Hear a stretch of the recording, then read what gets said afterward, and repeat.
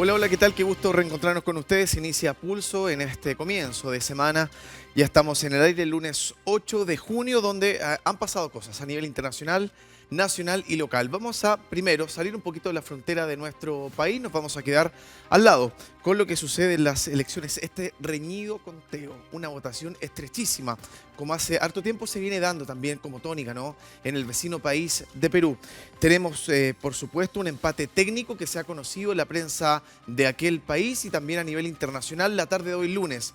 Vamos a ver cómo se siguen cifrando los guarismos también con gran parte, un porcentaje elevado de las mesas válidamente escrutadas. En el segundo punto vamos a estar hablando un poquito de la gira presidencial al norte de Chile, que lo que dejó, por supuesto, los dichos y la presencia del mandatario José Antonio Kast en la puerta norte de nuestro país. Estuvo en Arica, hoy estuvo en Antofagasta, se internó también en algunas comunas de la región. Es interesante porque el telón de fondo justamente de esta conversación va a ser el inicio, el puntapié inicial de una nueva versión 2026 de Exponor.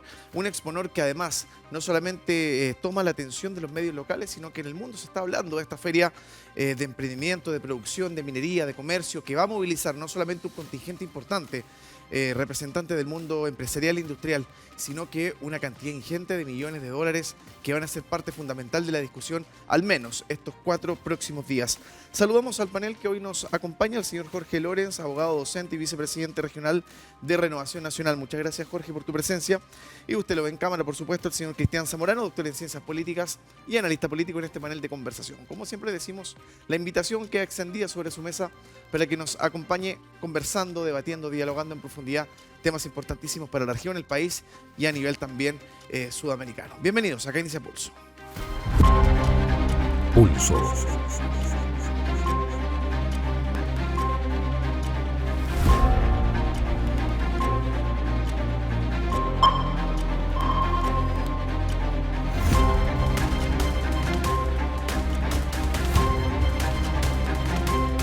En Antofagasta Televisión. Bienvenidos a Pulso.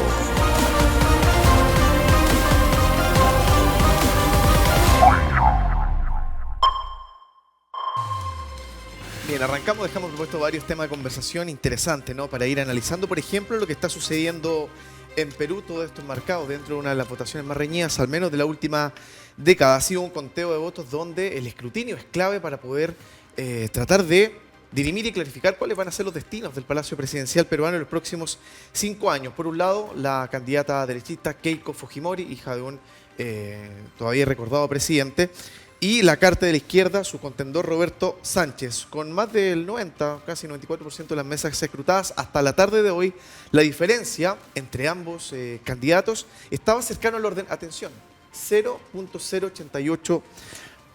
Todo esto hasta el momento validado por la ONPE, que es la Oficina Nacional de Procesos Electorales del Perú. Importante mencionar, por supuesto, que el próximo presidente o presidenta del país vecino va a asumir el 28 de julio y va a jurar frente al Congreso del país peruano.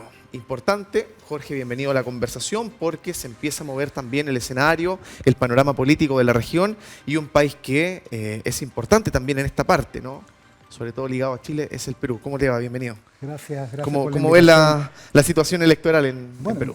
Hace rato estamos con noticias en Perú respecto justamente a social inestabilidad política. Sí.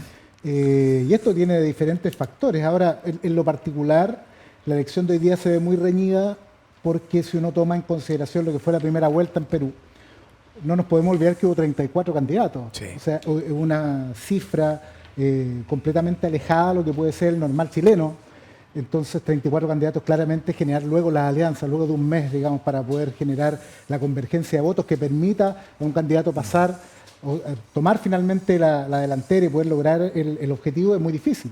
Sin ir más lejos, Keiko Fujimori, si no me equivoco, Keiko logró aproximadamente el 17% de los votos. Sí. Y Sánchez, que es su contendor, logró como el 13%. O sea, muy realmente bajo, un poco muy representativo bajo para hacer una primera vuelta. Muy Entonces, bajo. claramente, lograr conseguir adhesión para una segunda vuelta es muy complejo. Entonces, ahora, eso se suma a la anécdota, porque realmente se ve como eso, de una elección extremadamente reñida. Sí. Antes de salir al aire comentábamos de que en uno de los cómputos que se dio con el 85, 87% de las mesas, ambos candidatos estaban a 350 votos. O sea, en un padrón electoral de 17, 18 millones de votantes, Sí. estar a 350, eso es una mesa, digamos. O sea, claramente ahí se ve que el tema es complejo. Pero sobre todo, yo creo que mirando un poco más allá de lo que vaya a ser el resultado de la elección, venimos acostumbrados ya con el país vecino que ha tenido situaciones de inestabilidad política en lo que son los presidentes.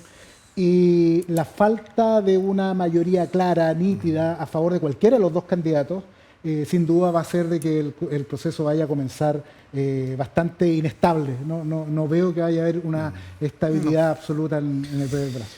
Cristian, vamos con tu análisis también, solamente tratando de hacer un nexo con lo que mencionaba Jorge. Hoy leí una politóloga peruana en un medio bien reconocido de ese país y decía que básicamente el sistema peruano hace mucho tiempo viene debilitado y viene carente de validación electoral. Es un padrón hiper fragmentado, más de 30 y tantos candidatos, 43 partidos, no se logra una representatividad, una representación política como ellos querrían quizá.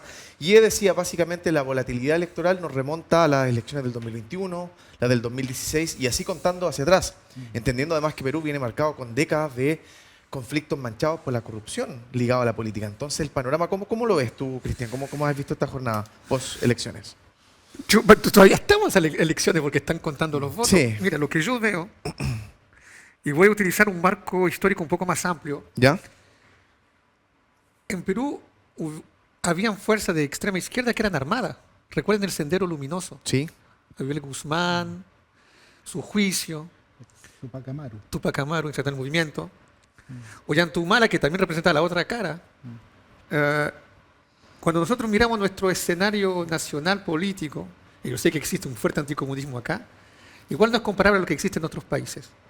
Cuando miramos la derecha peruana, no olviden que un expresidente se suicidó en Perú. Sí. No olvidemos que el último señor que salió electo, Castillo, pero que era un profesor de provincia, Sí. el mercado reaccionó muy mal a su elección porque era una persona que no daba mucha garantía, y de hecho, de un punto de vista de formación. Y eso se va, de hecho, a confirmar, sabiendo que después va a haber una inestabilidad absoluta con un cambio de gobierno todos los 6 meses, si no menos. Y últimamente un presidente estaba casi haciendo la apología de relaciones con niños, con menores. Es una cosa surrealista. ¿Qué quiero indicar con todo eso? A pesar de la situación que estamos, como nos agarramos, como uno critica, como uno debate a veces con argumentos válidos, no estamos tan mal acá. No estamos tan mal en Chile. Compara a nuestros vecinos peruanos y comparemos la situación de Bolivia. Bolivia está en un caos. Yo creo que Bolivia está a puertas de un golpe de Estado. Sí. Veamos la situación de Argentina. ¿Cuál es el único país que está estable en la región aparte de nosotros? Brasil, que es el más potente. Entonces yo creo que si bien acá se critica, y yo el primero, el gobierno de turno por lo demás, aquí está Boric o que ahora que está Kast, yo creo que a mí, cuando veo lo que pasa en Perú, me da pena por ellos. Pero me da un orgullo, que yo sé que está mal el orgullo, Sí. es un pecado. Pero me da una seguridad de que nosotros podemos resolver algunos problemas porque estamos en problemática, si no iguales, el asunto del cobre, el desarrollo del cobre y cómo aprovechar del cobre, nosotros estamos en la misma situación que Perú, pero un poquito más avanzado, porque conocemos más la materia. Pero con nuestra estructura institucional, tengo más fe que en el caso de ellos, que podemos encontrar soluciones que le favorezcan a la gran mayoría. Claro. Y ese es mi primer pensamiento. Yo sé que es egoísta, pero prefiero ser sincero que Jorge, controversial. resumamos un poquito también los principales puntos de campaña. Fujimori se basó en un eslogan centrado en combatir la inseguridad, muy similar a lo que pasaba acá en Chile con la carrera anterior, y terminar con la corrupción, un concepto que tiene justamente bien horadadas las confianzas en ese país. Por otro lado, Sánchez busca combatir la desigualdad, crear un Estado plurinacional a través de la creación de una nueva Carta Magna, de una nueva Constitución. ¿Cómo lo ves también en cuanto a proyección?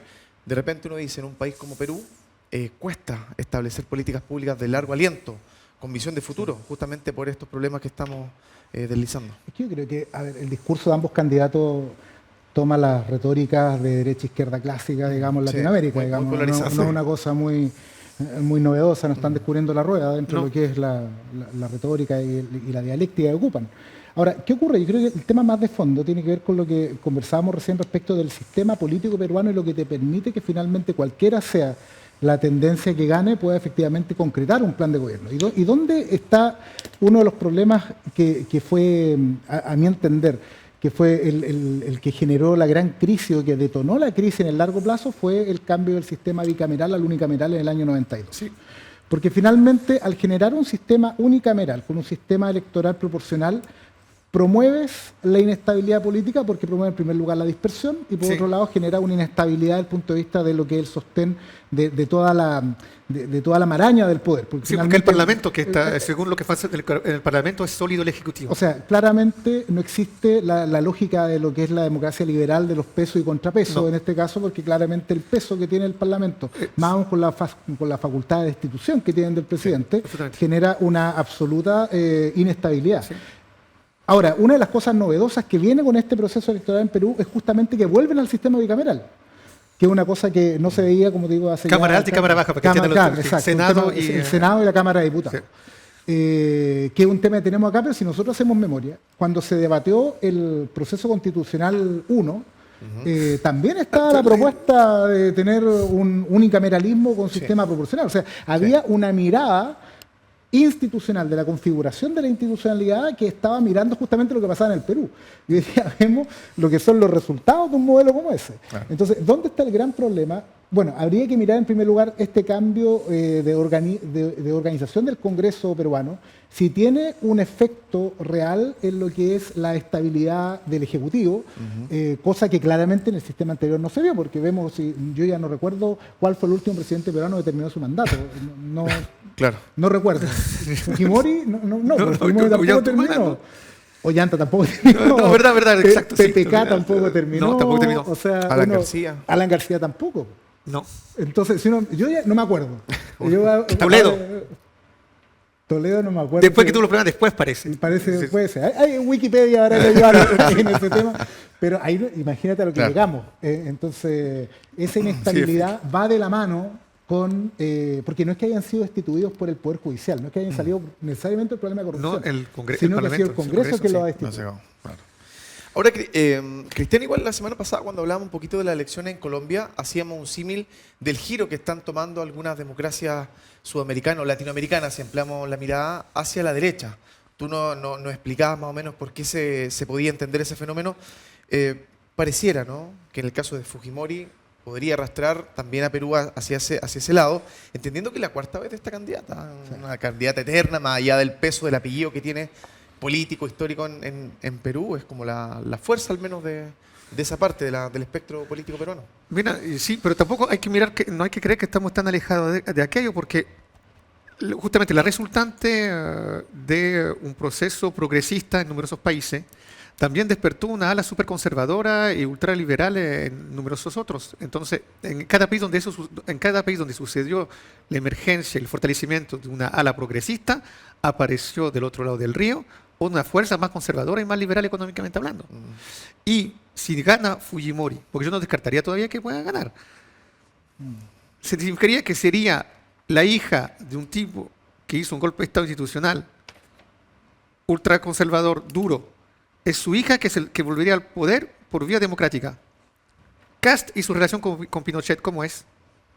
Él no condena lo que pasó con Pinochet. No, abiertamente pinochetista. Y sería la victoria de un pinochetista, y fue la victoria de un pinochetista en democracia. Mira, ¿y quién estaba como rival en la segunda vuelta de Kast? Una candidata comunista, y acá también alguien de una izquierda dura. Estamos en una polarización. La diferencia, reitero, es el marco institucional. Sí. Y el marco institucional, por eso sirve de mucho. Cuando se habla de constitución y uno no se da cuenta de la riqueza que representa una estabilidad constitucional, es difícil de dialogar política en ese marco. Por ende, lo que puede pasar, y que lo que está pasando en Chile para mí, es que estamos transformando un sistema presidencial en un sistema parlamentarista. Porque yo nunca he visto que el Congreso tiene tanto peso como ahora para obstruir lo que puede hacer el Ejecutivo. Entonces está el marco institucional y está la praxis de este marco institucional.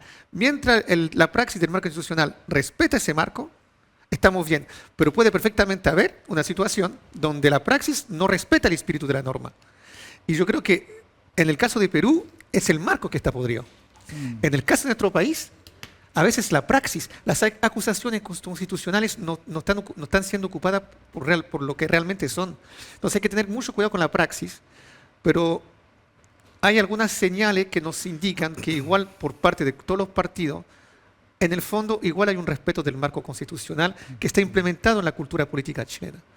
Porque también vivimos un quiebre constitucional y sabemos lo que costó. Entonces, lo que yo digo es que se va a intentar imponer una cierta visión de la derecha que llegó al poder últimamente, que puede parecer radical para algunos, pero yo creo que tengo fe que eso ellos mantendrán el respeto de la norma constitucional. ¿Cómo lo ves, Jorge? ese tema? O sea, yo creo que se coqueteó con el tema del el quiebre o traspasar los límites, digamos, del marco constitucional. O sea, lo vimos, por ejemplo, con los retiros. Sí. Se dio con el tema de las declaraciones en su momento que hizo el presidente del Senado, Jaime Quintana, cuando dijo que estamos en un parlamentarismo de facto. O sea, había ciertas pulsiones. Hay algo en el ambiente. Sí, hubo esas pulsiones sin duda. Y eso más encima en el contexto de lo que era la discusión constitucional. Sí. Ahora, el hecho de haber salido fortalecida la constitución vigente, que algunos dicen la constitución de Guzmán, la constitución de Pinochet, la constitución de Lago, bueno, hasta la altura ya es la constitución vigente. Claro. El hecho de que la constitución no se haya podido cambiar le da, como dice Cristian, cierto marco institucional a Chile que permite tener o suponer de que tenemos unas bases institucionales que nos permitirían salir de mejor forma frente a crisis de este tipo, a diferencia de lo que pasa en los países vecinos. Ahora, ¿es un tema, una garantía absoluta? No lo sé. De hecho, si hacemos memoria, en el proceso en todo este contexto del cambio constitucional, cuando estaba debatiendo todo eso, se bajaron los quórum de las leyes orgánicas constitucionales. Y las bajaron a quórum simple. Eso implica que efectivamente algún pequeño vendaval de mayoría circunstancial podría llegar efectivamente a afectar lo que es la institucionalidad. O sea, las barreras con las cuales la institucionalidad estaba cubierta quedaron un poquito más débiles después de todas esas pulsiones que se dieron por ahí por esa época. Ahora, Jorge, sigamos contigo. ¿Cuál sería tu aproximación a la hipotética relación que tiene que tener este gobierno de José Antonio Kast, por ejemplo, con Perú, entendiendo también lo que decía Cristian recién, el ejemplo de Bolivia, que están con una crisis de rasta al cuello? ¿Cuál tendría que ser la relación quizás con Colombia, entendiendo también lo que está sucediendo en ese país? Yo creo, hoy día, creo, ayer salió un informe de la ONU que decía que Latinoamérica es la zona más polarizada políticamente del mundo. O sea, hicieron un análisis y se dieron cuenta del lugar donde estaba más polarizado ahora. Justamente por lo que decía Cristian. O sea, tenemos hoy día las elecciones no se dan entre sectores de centro, quizás con alguna orientación hacia la derecha o la izquierda, sino que derechamente con sectores radicales en ambos lados, en ambas esferas. Y aquellos que se acercan al centro les va mal. O sea, en el caso nuestro, Renovación Nacional, tenemos que reconocer que en la elección última nuestra candidata salió quinta. O sea, y esa fue la realidad. Sí, claro. Y yo creo que no hay que sorprenderse por eso. Y eso ocurre porque finalmente aquellos candidatos que apuntan como al centro, finalmente comienzan a dibujarse en el electorado. Ahora, eso conlleva también a que al momento de hacer gobierno, llegar al poder, claramente llegas con una agenda y un diseño que es bastante marcado, bastante nítido. Y cuando al frente te ocurre lo mismo, pero con un sello distinto, claramente se te genera un problema. Porque antes de sentarse siquiera a conversar, van a nacer de inmediato los prejuicios de las trincheras, digamos. O sea, claramente yo me voy a trincherar en mi lógica versus el otro que tiene una lógica distinta. Ahora, si sale Keiko Fujimori, que claramente es una candidata que es más afín, o pareciera más afín a las ideas del gobierno nuestro, al menos en teoría, claro. Claramente el diálogo se verá con mucha más fluidez. Pero de no ser así, lo más probable es que las relaciones van a ser bastante complejas, por decirlo menos. Nos vamos a la pausa y a la vuelta nos metemos de lleno, justamente en materia nacional, pero regional también, o de macrozona norte, si usted lo quiere. Esta visita presidencial de José Antonio Kast a la región de Arica y también a Antofagasta. Volvemos. Pausa. Ya regresa Pulso. Por Antofagasta Televisión. Bien, estamos de regreso. Antes del corte les contaba yo que el presidente de la República, José Antonio Kast, realizó una gira por 3 días al norte de nuestro país, visitando inicialmente la región de Arica y Parinacota y posteriormente, hoy lunes, la nuestra. Visitó la frontera norte del país a puertas de que se cumplan ya los 90 días de plazo que se autoimpuso al principio el gobierno para ampliar de 3 a 30 kilómetros la zanja en ese sector. Un movimiento crucial para darle un poquito de médula, ¿no? de músculo también al plan escudo fronterizo, una de las promesas también grandes al inicio de este gobierno. Más adelante en la conversación vamos a estar comentando un poquito los dos anuncios de proyecto de ley que presentó el mandatario. Jorge, ¿qué te parece? ¿Cómo has visto también estos 3 días acá en el norte del país, puntualizando en Antofagasta? Sí, pero partamos por Arica porque para Vamos allá fue por primero. Arica. Vamos. Es interesante que el presidente haya ido a Arica por 2 razones. A ver. Primero, un tema simbólico. El ir a la conmemoración del asalto del Morro Sí. era algo que los presidentes no hacían hace mucho rato.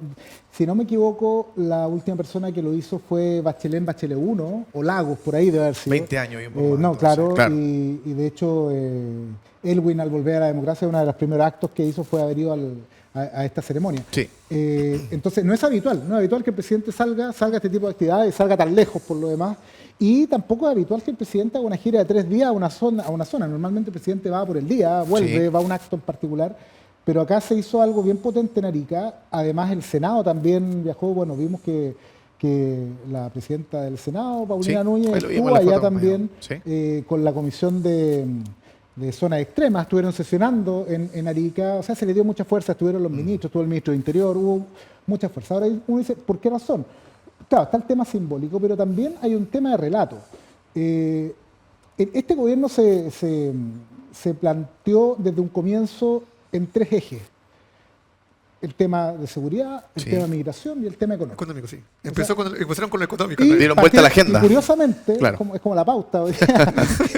De vuelta a la pauta. Un enroque de temas. Pero porque fue así, o sea, se hablaba de la emergencia, pero fundamentalmente seguridad, inmigración y también el tema de la recuperación económica. Del punto de vista de los proyectos de ley se partió al revés, pero aparte se partió al revés porque convengamos de que, y ya un hecho de la causa, de que el tema en seguridad tampoco estuvo muy fino en lo que es el nombramiento de la ministra y todos los Sus problemas que planes, hubo, claro. si había plan o no había plan y todo este tema.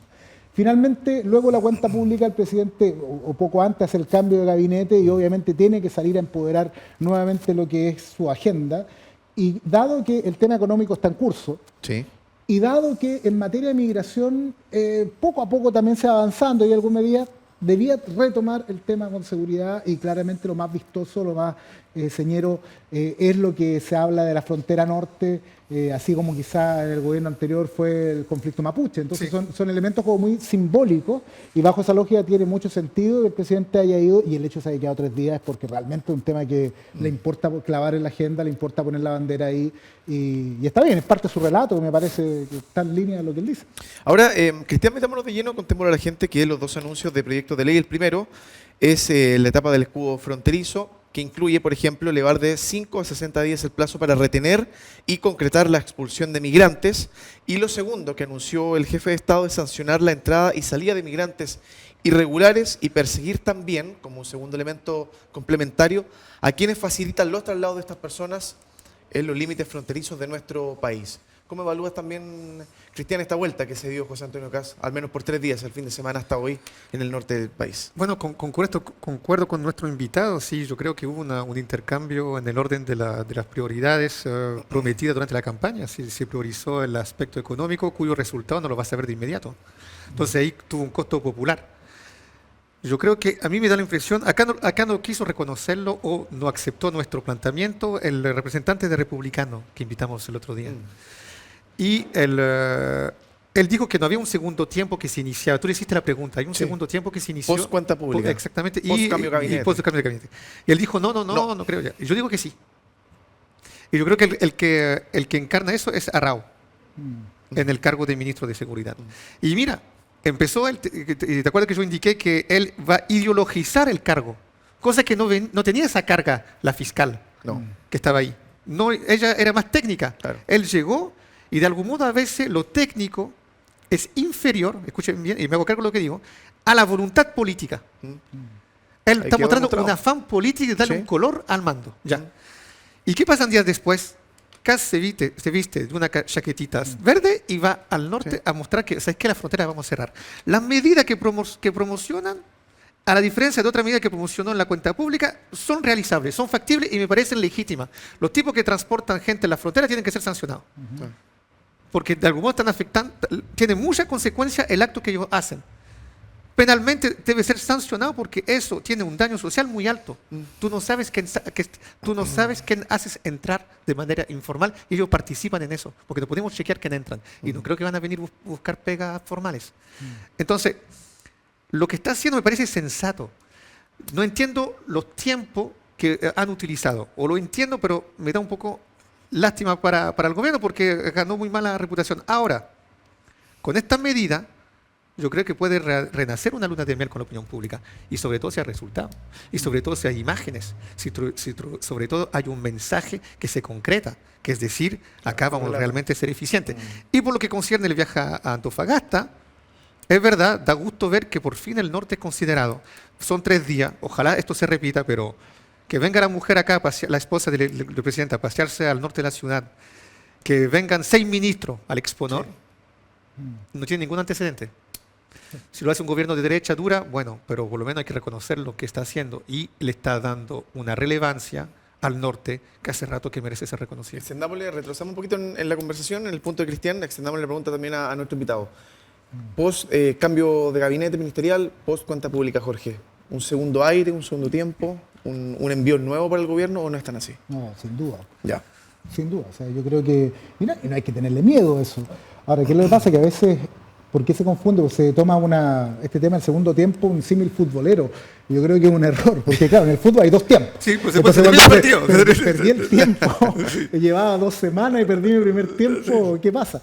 No, yo creo que aquí tiene un símil quizá más al básquetbol, que tiene varios tiempos, varios cuartos, digamos. Pero son etapas, o sea, sin duda hay una etapa que culmina, porque no se puede desconocer, de que más encima se saca a 2 ministras que tienen una carga simbólica importante. Porque por un lado, seguridad, en la lógica donde tu eje, tu relato se ancló ahí, digamos. Sí. O sea, entonces, obviamente, el hecho de hacer un cambio, y por lo demás lo cambias por el ministro Raúl, que el ministro Raúl tampoco es cualquier ministro. El ministro Raúl, no nos olvidemos que él es republicano. Si no me equivoco, fue presidente o secretario general del Partido Republicano. Tuvo un rol relevante. Es del riñón de... O sea, digamos, de no es una casa. persona, simplemente un militante de base, es una persona que estuvo ahí. Fue el primer intendente de la región del Ñuble. Sí. Y aparte de eso fue constituyente. O sea, es un personaje que tiene una relevancia política. No es una persona que venga de un aparecido en lo político. Tiene vocación. Por cierto. O sea, tiene una línea por ese lado. Ahora, yo concuerdo con Cristian en un tema. Yo creo que una cosa, tú puedes ser muy bueno profesionalmente, técnicamente, pero no necesariamente brillar en lo político. Y a la inversa, tú puedes quizás carecer de elementos técnicos, pero ser un político brillante. Sí, y hay un problema justamente. Y eso ocurre. Sí, O sea, eso- y hay miles de ejemplos que nosotros podemos ver en la historia de Chile y del mundo, digamos, de personas que efectivamente han logrado tener tremendos cargos, y cumplir tremendos Arrastre. roles sin haber tenido una capacitación técnica. Sin embargo, a la inversa también hay muchos ejemplos de tecnócratas que finalmente no logran entender el idioma político, no logran vincularse. Cuando llegan al Estado y llegan a tener que negociar un proyecto de ley y tener que conversar con diputados, senadores, que cada cual te pide una cosa, te pide la otra, y empezar a juntarse para poder lograr un objetivo, finalmente se marean. Entonces acá tenemos una ministra que muy buena fiscal, pero que no dio el ancho como ministra de Seguridad. Y en el caso de la vocera, que es otro tema que es muy relevante, Sí. tampoco lo logró. Entonces, ¿qué ocurre? Sus cambios no son menores. Entonces uno puede decir, esto es algo cosmético, no significa ningún cambio. Claramente hay un cambio de eje y va por otro lado este tema. En tu expertise y en tu visión, Jorge, remeció a la opinión pública, pero también remeció dentro de la moneda, me imagino. Remeció al segundo piso. O sea, sin duda. O sea, tiene que haber no nos generado olvidemos el un- problema que había con el segundo piso antes de esto. No nos olvidemos tampoco de que en este cambio, porque se habla mucho de Arrau, Sí. pero no nos perdamos de que el ministro Alvarado se le dio el biministerio con la vocería. Y con eso empieza a generarse también esa tensión que había con el segundo piso, Sí. en el cual el que al parecer ganó la partida fue Alvarado. Al menos los papeles de su ¿Por qué, partido. Cristian, ya que Jorge menciona al viceministro Alvarado, por qué no agarra todavía la preponderancia de un hombre con el bagaje político, digamos, Buena con la pregunta. templanza de los años que tiene, a diferencia de Marcelini, más joven, capaz más no sé, fuerte en sus declaraciones, más vehemente? ¿Por qué no agarra preponderancia Alvarado todavía? Porque se está ensayando en el cargo. Fue un hombre por ejemplo, que fue diputado Sí. y no es un hombre de la primera línea. Por ejemplo, retomo el ejemplo. A ver. Yo, cuando trabajaba en el mundo del derecho, de la academia, había un hombre de moda, Atrias, Fernando Atrias. Fernando Atria. Sacó uno o dos libros que tuvieron mucho éxito, Sí. vanguardista, ya. También, y lo conozco, otro personaje que lo conozco personalmente, Jaime Baza, Sí. que fue vicepresidente, el número 2 de la primera convención. Sí. Los dos muy brillantes en el mundo universitario. Llegan en el mundo político, fracaso, Claro. cuando son convencional y todo aquello. Y Jaime Baza hoy día es diputado, pero mira, no brilla tanto. Le cuesta. Y yo creo que el señor Alvarado es eso. Si bien la diputación es un mundo político, después está el mundo de los ministerios. Y después está cuando tú eres una figura presidenciable. Paulina Núñez no es santa de mi devoción, tú lo sabes, pero mira cómo se desempeña como presidenta del Senado. ¿Brilla o no brilla? ¿Mueve o no mueve? Sí, claro. Mueve. Bueno, hay alguno, es como en el boxeo, ya que hicimos varias comparaciones con el deporte, hay tipos para pelear la corona mundial y otros no. Yo creo que Alvarado no es su rol ese donde estás. Porque, mira, Ministerio del Interior es el puesto más importante. El jefe del gabinete. Y sobre todo, yo soñaría ser ministro del Interior. Si hay un cargo, si un día entraría en política, ya, ¿qué cargo soñarías? Ministro del Interior. ¿Presidente? No, ministro del Interior. ¿Sabes por qué? Porque ahí en buen chino sapeo a todo el mundo. Puedes tener información de todo el mundo. Y la información es poder. Lo siento, no soy políticamente correcto, pero tú ahí tienes poder, de verdad. Todo el mundo te va a respetar. Yo no siento esa fuerza en ese hombre. No, lo sentí en Chadwick, por ejemplo. No lo siento. Entonces hay algo que me causa ruido. En cambio, en Auro yo veo un hombre aplicado. Yo creo que lo que está pasando acá es que por fin los republicanos van a aplicar la ideología que ellos creen. Y yo quiero hacer un paralelo, y con esto termino, quiero ser un poco teórico, ya que acá el invitado va a entender lo que yo digo. Hay tres tipos de contrato social. El contrato social es el marco donde nosotros nos desempeñamos y supuestamente, a un momento dado, el pueblo, de un punto teórico, le entregó su libertad a un soberano para que éste implemente el marco en el cual nos vamos a desempeñar. Correcto. ¿Ya? El primero que estableció eso, Hobbes. Inglaterra anglicana, familia protestante, y él estableció lo que pedía el pueblo en primer lugar, a cambio de su libertad, es que el soberano le otorgue seguridad. Después, siempre en Inglaterra, tenemos a Locke, donde yo me escribo más en esa escuela. Él dice, Locke, el pueblo no otorga su libertad, pero el soberano, o lo que representa el soberano, va a tener que entregarle la protección de sus libertades. Derecho a la vida, derecho de opinión, derecho de culto, libertad de emprender, libertad económica. Y el último es Rousseau, suizo, porque se educó en Francia. Y él dice, acá el contrato social debe ser la emanación de la voluntad popular, de la voluntad general. Ya. ¿Por qué digo eso? Porque siempre en tiempos difíciles uno se regresa a sus raíces, se contracta, ¿cierto? Yo creo que el contrato social, la gente que lo pide hoy en día, está dispuesta a conceder libertad siempre y cuando tú me otorgas seguridad. Sí. Y yo creo que republicano, detrás, es decir, si tú lees entre las líneas, es eso lo que están proponiendo. Y yo creo que lo están por fin aplicando. Después de 2 meses. Y hay encuestas que así lo han validado, lo demás. Pues, Sí, no, y de hecho, Jorge, siguiendo la línea del comentario de Cristian, muchos analistas post cuenta pública del lunes pasado, hace 7 días estábamos analizando la cuenta pública punto a punto, decían esto es altamente politizado, es el espíritu mismo del gremialismo expresado en una cuenta pública. Siguiendo la línea de lo que dice Cristian. Yo la verdad que no sé. Yo tuve la oportunidad de estar en la cuenta pública la semana pasada. ¿Ya? Ahí te invité. Estaba justo que Cristian le manda una foto, estoy que le agradecería. Escuché buena parte de la cuenta pública, pero no toda, porque la verdad es que el audio en el Congreso es bien malo. No fue Jorge el que gritó. No, yo no grité. Por si alguien lo pensaba. Pensé. Pero ¿sabes qué? Oye, es una anécdota en paréntesis, pero se escucha muy mal en las tribunas. Mala acústica. Debería arreglar el audio. Y estás como muy concentrado. Pero la verdad es que, no, más que la línea del gremialismo, yo la verdad es que vi ahí un relato mucho más conservador. Mucho más conservador, mucho más... Ahora, no es ninguna novedad, y no es nada, o sea, a ver si votamos por Kast finalmente, sí, claro. Kast es presidente. A mí me llama la atención un poco a veces escuchar ciertos debates donde la izquierda levanta ciertos relatos como que fuera otro el presidente, o que dicen, no, si tenemos un presidente, y que fue legítimamente electo por una enorme cantidad de chilenos, y por lo tanto tiene derecho a poder ejercer su plan de gobierno. Y bajo esa lógica, yo creo que el discurso y el relato que impuso está en esa lógica, en una lógica muy de familia, muy de orden, muy conservador. Y bien, creo que es parte, no es algo muy distinto a lo que José Antonio Kast representa, digamos. Hubiese sido muy extraño ver discursos más progresistas, o sea, o propuestas más progresistas. Sí. Ahora, respecto a lo que tiene que ver con las propuestas que hoy día levanta, van en la misma línea. Y yo creo que no es novedad tampoco que vaya a plantear este tema respecto de ponerse más estricto en el tema del control fronterizo, más estricto en lo que es las sanciones para quienes mueven los migrantes, por decirlo de alguna forma, lo que en otros países se llaman los coyotes. Millonario eso. No, los coyotes que Sí. se conocen mucho ahí Sí. en Estados Unidos, Sí. que, bueno, es un tema que es conocido. Entonces me parece bien porque son espacios donde efectivamente se pueden hacer cosas. Este tema de extender la retención de los inmigrantes ilegales, también ¿y por qué pasa esto? Para que la gente no entienda.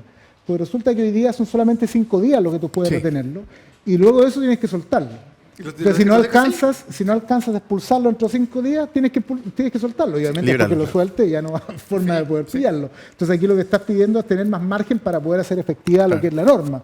Entonces creo que va en la línea correcta, no es de extrañar, y al igual que Cristian, creo que acciones de este tipo pueden reportarle puede recoger algo en lo que es la opinión pública, la opinión ciudadana respecto, porque está volviendo a lo que son las líneas Sí. de su relato original. Y hablando, Cristian, contigo nos vamos a la pausa para irnos ya al último bloque de este capítulo. Hablando de percepción ciudadana, hay que decir también que Post Cuenta Pública este fin de semana, las principales encuestadoras consultaron a la gente, aprobación, desaprobación del presidente, figura per se, y del gobierno. Volvió la línea de flotación sobre el 40%. El porcentaje, el número más alto desde casi la mitad de marzo, previo al anuncio del bencinazo.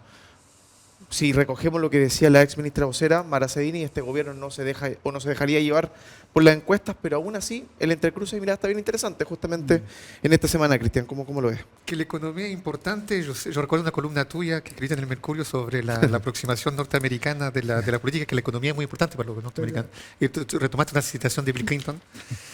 La economía es estúpida. La economía es estúpida.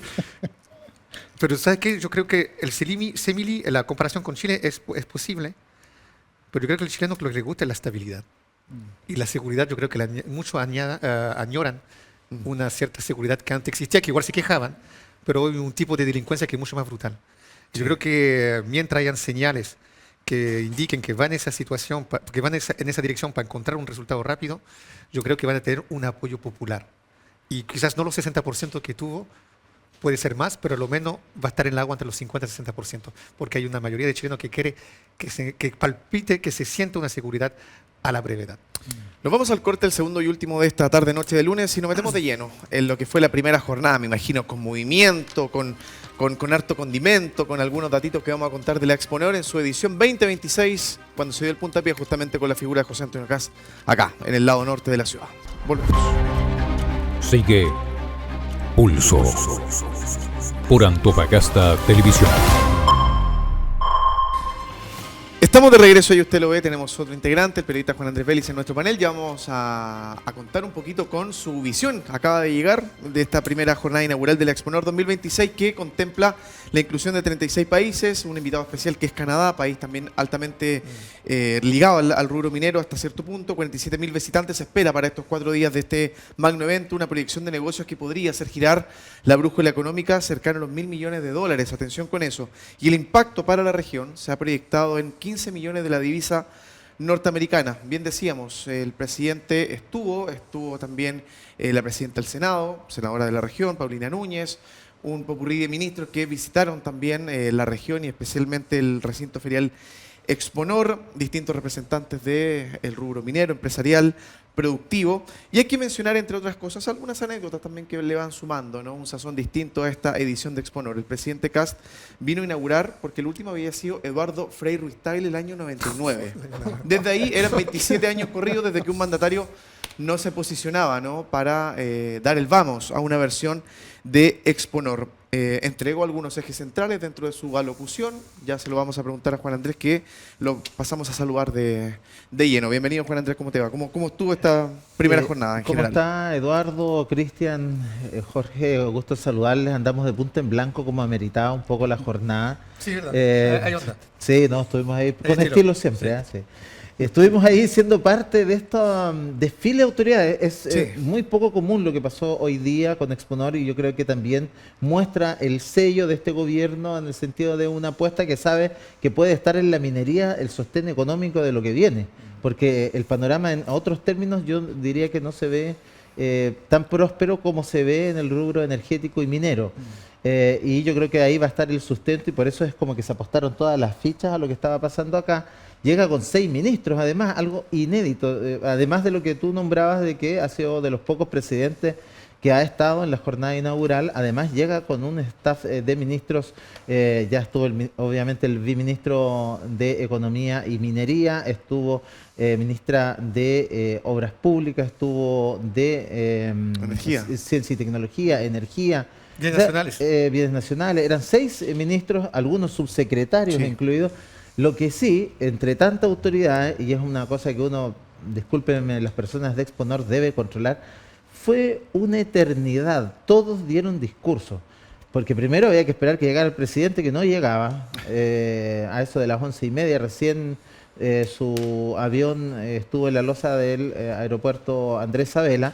Y de ahí el traslado, entonces alargaban, pero hablaron todos. Imagínense, el gobernador, después habló el alcalde, la gente de Exponor, la senadora, los ministros, todos los ministros. La alcaldesa que será estaban. gorda, ¿no? No, faltó. Yo en un momento pensé que iban a pasar Se así, vistió bueno, por ocasión, pero no. las juntas de vecinos. Ya era, no, de verdad, eterno. Y otras cosas, Sí, el alcalde, sí. otro aspecto que hacía un calor en la carpa esa donde Sí. se estaba realizando, entonces no estaban las condiciones, gente que se empezó a sentir mal, estaba muy lleno y fue eterno. Entonces todos además, porque si había tanta gente, den un discurso acotado, un saludo protocolar, Claro, algo breve. la participación, todos empezaron a ahondar. Todos quieren en la lucirse, todos quieren posición, lucirse. quieren lucirse. Entonces Se cuenta fue muy bien cada eterno uno. y le quedó el tiempo acotado al presidente al final. Pues. Entonces ya estaban todos cansados cuando le toca al presidente, que obviamente hace su énfasis en lo que es la confianza hacia la inversión. Obviamente Sí. ese es el gesto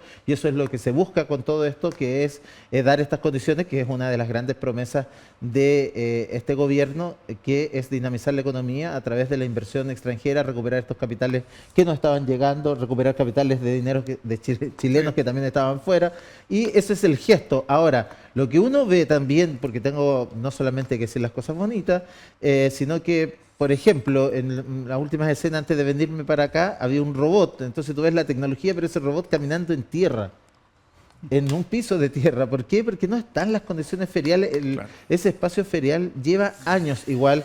Lo vamos a profundizar el miércoles. Oye, el tema de los ingresos, de los accesos para los vehículos. Yo me demoré ahora, venía Modernizar, antes claro. y tuvimos una hora en el taco, que es tradicional, que ustedes saben cómo es eterno, porque no hay vías estructurantes, porque no están las condiciones. Entonces ahí cuando la ciudad muestra que todavía estamos muy lejos de tener este esquivo desarrollo con vías como corresponde, quedamos mal en los servicios también porque la ciudad tampoco da abasto, en los precios, imagínate yo que llegué ahora de Es Santiago más caro acá. en estos días, ¿no sabes lo que estaba pasando? Tú sabes que existe el tema del taxi compartido, Sí. que era para disminuir un poco los 8 costos. lucas por cabeza. Sí, ahora está, fíjate que a 20 lucas cada uno, y no te dejaban el individual, ya No, era no, solo chao. compartir. Parece un Entonces taxi del está aeropuerto un de taxi de Santiago. 60.000 pesos. Claro. Después quieres ver un B&B, un alojamiento. 3 millones de pesos. Sí, no, y son esa misma gente, esa no me gente refiero mata. a los taxistas, todo eso, Claro. el segmento, lo que arriendan, que dicen que los políticos son podridos y que piensan en simplemente Claro. en ellos y que son Entonces, corruptos. todo. Pero tú aprovechar una oportunidad donde no hay mucha elección y tú ahí aumentas los precios. Exactamente, y yo creo que... Es la misma idiosincrasia al fin y al cabo. Y eso Mucha demanda, poca oferta. nos mata la ciudad si queremos proyectarla hacia el turismo, de intereses especiales, de negocios, de lo que sea, de que haya un dinamismo económico a través de eso, lo mata un poco, porque ¿tú crees que queda la gente con ganas de venir de nuevo? Porque ya hay un gasto. El precio del stand no es barato. No. Estamos hablando que uno de los más pequeños, no tan grandes, 7 millones de pesos, sin nada. Por lo bajo. Claro, por lo bajo. No, por eso y son que todos además tienes que glotones. hacer la inversión en la infraestructura. O Es sea, avaricia. más de 20, 30 millones por parte baja Montón. se gastan los expositores, entonces es todo muy inflado y el nivel de negocio no sé si sea A tanto. ver, entre tanto evento grandilocuente, con nombres rimbombantes y todo lo demás, Jorge, aterricemos un poquito los ejes centrales del discurso del presidente. Juan Andrés ya ha deslizado algunos. Reactivación de la inversión, dinamización del empleo y apoyo a la mega reforma. Hizo un llamadito ahí, un recado al Congreso. Dijo, entre otras cosas, lo anoté porque me pareció interesante, Chile es el mejor país para invertir en el mundo. Vamos a recuperar la seguridad y vamos a dar certeza jurídica. Con un nivel, uno entendería, de convicción detrás de sus palabras, bien interesante de analizar. ¿Cómo lo ves también esta llegada de Exponor 2026? O sea, dos cosas. Primero, yo creo que efectivamente, del punto de vista del presidente, lo que él plantea es ¿cómo se dice? Un wishful thinking, digamos, que Chile sea el mejor deseo, país sí. para invertir. Es un deseo, Un anhelo, una declaración, claro. un anhelo, pero no es una realidad hoy día, o sea, es un hecho. Ahora, en su momento Chile fue probablemente el mejor país para invertir, digamos, de Latinoamérica, no sé si del mundo, sería un poquito Entre exagerado, 90 y digamos. 2010, por ahí. Claro, entre los famosos 30 años. Sí. Porque efectivamente había certeza jurídica, había reglas de invariabilidad tributaria crecimiento. con el decreto ley 600. Había espacio para poder hacer inversión, está atractivo para el extranjero para hacer inversión. Sin embargo, en los últimos, 15 años, ese tema efectivamente se ha ido complicando. Y nosotros vemos, por ejemplo, lo que fue la reforma tributaria de Michelle Bachelet, generó No fue un éxito. un estancamiento en la economía, que es un hecho, el aumento de la carga tributaria en primera categoría, que es algo de lo que quiere hoy día corregir con la reforma el presidente Kast, claramente fue algo gravoso para el crecimiento. Y por lo tanto, plantearnos desde ese deseo me parece Sí. algo correcto y está bien. Ahora, lo otro que llama la atención, quiero tomar un poco lo que sea Juan Andrés respecto de lo que ocurre en la dinámica de Exponor, y que efectivamente uno siente como que hay un poquito de abuso ahí en algunas cosas, o quizás no hay una concordancia entre lo que se ofrece versus lo que se cobra. Pero resulta que Exponor hoy día es la feria más grande que ha tenido en su historia, digamos. Hoy día son 1.300 expositores, si no me equivoco. Sí. 1.300 Y expositores. se hará de... Más de 20 países. Claro, y más de $1.000 millones que se pensaba en negocios que podrían generarse dentro del año siguiente a Exponor. O sea, claramente la potencia que tiene es enorme, pero ahí también había una infografía que venía en el Mercurio hoy día y que decía que el retorno a la ciudad era aproximadamente $10 millones, se hablaba, que yo creo que es mucho, estaba tirando, De creo que 10 a está un 15. poquito pasado. Pero aún así cuando uno cruza, dice los $1.000 millones de negocios versus una ínfima parte que podría quedar como un retorno a la ciudad, Claro. igual no es muy consistente. Yo creo que hay un desafío enorme respecto de cómo hacer de que estos grandes eventos feriales tengan un impacto directo en lo que es la calidad de vida de los antofagastinos, que somos los que lo reciben. Sí, ahí Sí, veíamos... bueno, alguna- aprovechó ¿Sí? de mandar ese tipo de mensaje A precisamente ver. el alcalde. El alcalde llamó un poco a la tarea a las mira. autoridades y también a la gente del rubro Sacha de la Lasminich. minería a comprometerse un poco más, sacó un poco la voz, me pareció bien y me pareció el tono adecuado. Cómo esta danza de millones y de proyecciones y todo danza potencia. le toque también a nuestra región. Bueno, ahí vemos parte de las imágenes de lo que fue la primera ceremonia de la mañana, porque estuvo dividida en dos. Una que tiene relación con lo que fue los 31 años de Saldívar, que Sí. hicieron un importante anuncio también porque hay un tema de sustentabilidad muy importante que viene con Econsa y que es cómo se van a tratar las aguas que hoy día son lanzadas al mar y van a ser reutilizadas en la minería. Específicamente un contrato bien grande de más de $30 millones con Saldívar en su etapa inicial y además ya tienen vendidas también estas aguas para otras mineras. Ahí ven ustedes un poco este espacio. Claro, es grande, es una carpa, pero el tema es que no estaba la condición. Y ahí está el robot que yo les Ese decía. está Entonces tú ves tirado la de eso tecnología, también el robot, ¿eh? claro, Muy saluda. coqueto Yo- el me, robot. me dio la mano también. Pero a ¿Sí? algunos niñitos les da miedo porque has visto la reacción de muchos de estos humanoides, el último tiempo que como que golpean a la gente, los niños le tienen miedo. Hay uno que pegó un porque niño. le pegó un niño, Sí. entonces están los niños ahí un poco asustados. Pero Beso también... beso no te dio. Claro, entonces, mira, hoy día también nos encontramos con la gerenta de Lo Castillo, ¿cómo se llama? No, pero eso es lo que vamos a ver el miércoles. Sí, Ok, ya, claro. Un poco bueno es darles un poco estos datos y qué es lo que veíamos hoy, estos contrastes y que ojalá Mira, porque yo creo- lo que uno podría Vamos, sacar Cristian. en limpio es que si vienen todas las autoridades con estas cosas, con estos discursos tan positivos para la región, lo que uno espera es que precisamente, como decías tú, Jorge, estos recursos lleguen y se vean efectivamente Materializados. en la región. Bueno, lo hemos dicho acá en este espacio muchas veces, la inversión pública dista mucho de la inversión privada en esta región. Entonces, si no fuera por los privados y las inversiones que hay alrededor de temas inmobiliarios, de una serie de otras cosas, yo creo que la ciudad no tendría ese desarrollo. Lo vemos en la tardanza de cada uno de los proyectos, mientras acá se demoran en arreglar una plaza o en arreglar una vía como la Costanera, 4 años, en otros lados en ese tiempo hacen una línea de metro, lo hemos dicho muchas veces acá, entonces hay muchas cosas que mejorar. Nosotros a lo mejor entre los funcionarios del sector público, pero además de los esfuerzos multisectoriales que deben hacer para que el desarrollo llegue a la gente de acá, a la gente que está haciendo patria, a la que se queda aquí. Hay mucha gente que viene a hacer sus negocios o viene a trabajar, pero no vive en la región. Correcto. Cristian. Mira, hay varios conceptos que hay que desarrollar. Primero, yo quisiera indicar, ya que acá a veces en los comentarios se me reenvían a Francia por mi discurso contra el presidente, o dice que somos un canal comunista, pero no es por eso que lo voy a decir. Pero yo quisiera felicitar al gobierno porque vengan 6 ministros al Exponor. Es un muy buen gesto. Porque es un buen gesto para la región. Sí, yo creo que por demás que no son cualquiera los que vinieron. En buen chileno vinieron ministros cototos. El de minería, el de bienes nacionales, la de ciencia me parece. De ciencias también. Energía. Son gente, la de energía, sí, justamente vienen personas relacionadas con el rubro. Sí, claro. Entonces, ojalá eso desemboque en algo. Pero ya el gesto es bueno. Si se concreta, es aún mejor y tendría realmente un significado. Lo otro, también lo que dijo Jorge, si viene todo el mundo del país, si vienen ministros cototos, hay una expresión en francés que cuando tú tienes buenos invitados en tu casa, tienes que poner les petits plats dans les grands, los pequeños platos en los grandes, ¿me entiendes? Porque te sirven la entrada te reciben el plato chico y después te lo retiran. Cuando hay una noche de gala, hay que sacar los platos grandes y dentro meter los platitos chicos. Nosotros recibimos invitados del mundo entero, recibimos autoridades, recibimos ministros, presidente. La Exponor tiene que poner los platitos chicos, los platos grandes. Y eso no se ve. No se ve con la página de presentación, no se ve con el lugar que tú mostraste, no se ve con un control de los tipos de los taxistas que están cogoteando a la gente que llega en el aeropuerto, porque es un cogoteo de 20.000 pesos por cabeza en un taxi compartido. Los precios de los arriendos tienen 2 años para pensar eso. Claro. Y no lo hacen. Entonces yo creo que ahí también la avaricia de ganar mucho, invirtiendo poco, soltando poco, también está en la IA. Y permito decirlo porque lo invité, podríamos hablar de ese tema, porque yo no veo una inversión consecuente. Y simplemente la Internet, somos el top del mundo, tenemos la tecnología, tenemos un robot, un humanoide que camina solito.